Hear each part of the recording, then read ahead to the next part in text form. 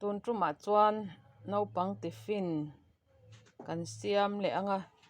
kho hei hi maida ni a ml zahnih sawmli ani a chuan hemi hi hei hi chicken masala ani a hmarcha ro dip tlem ani a chuan chi ani a chuan hei hi yeast anih hi a eng deuh te hi yeast khu te chauh khaw kan tel dawn a chuan butter hi thir fian te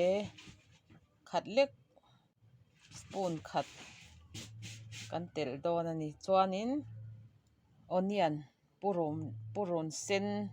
no ani a carrot ani a bean khu pali chauh ani hei hi a hau tak lo em em a naupang hian kan han siam pawh hian an duh thei em em ani a tuia vitamin a tam bawk a tiffin a paihah a tha ve em em ani ngai hlir ten lo pai ninga naupang chu heng vitamin awm si hi a siam tui dan kan thiam ve te kha a lo ngai a tunah chuan maida gram zahnih sawmli kan tel anga chuan chicken masala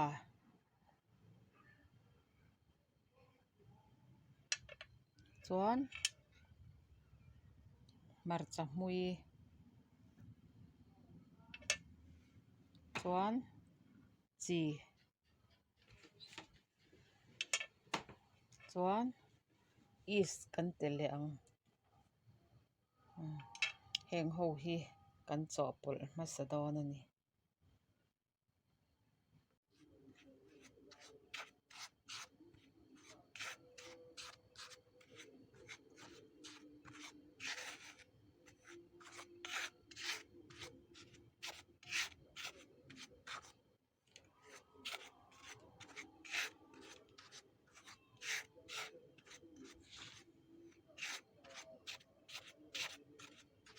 thil tlem tham te te tel kan ni awangin chaw mix that kha ngai ta a en tir na ni awangin tam siam kha ngai lova duh chuan tam deuh pawh kha siam thei a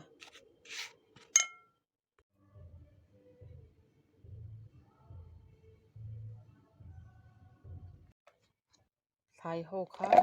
hir tawng a tin chuan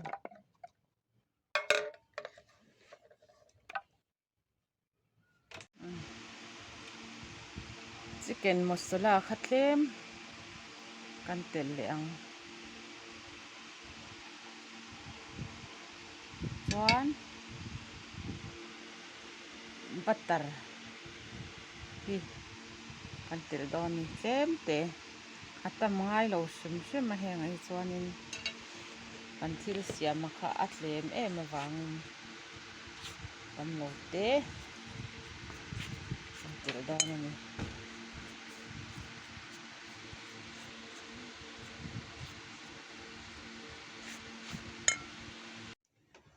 tui kan lei anga a hnuai nuam tawk vel turin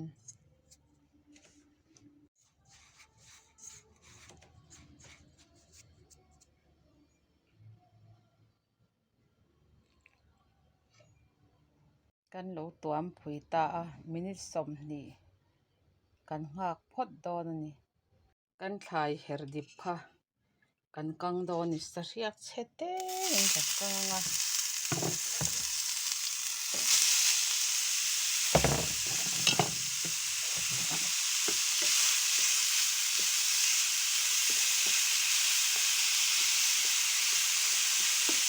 yak ni lo chuanin ka puar ve kha a awmang ti kha la awma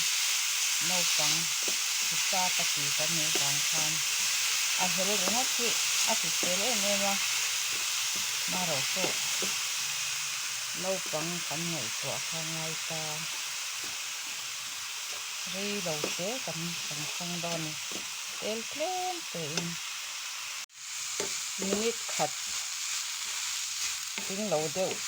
vel kha han sak langin a here ting lu tok tor pum ti dam tok vel a here ting lu tok tor ti vo tok vel khan tok tawn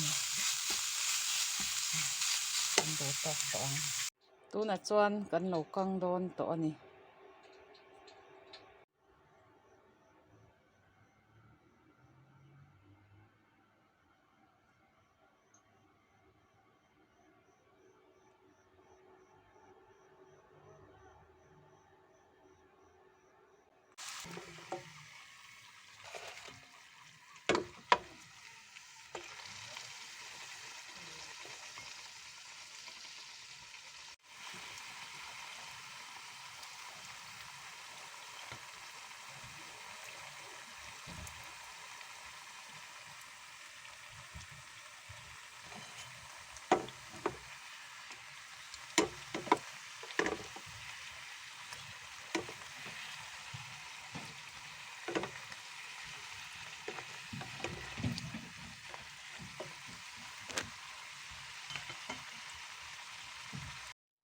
kan thil siam chu kan lo siam zo ta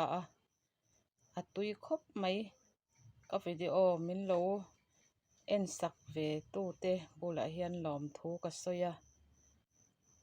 subscribe te all bell te like te min lo pe zel turin du sakna kan ngen bawk cheu ni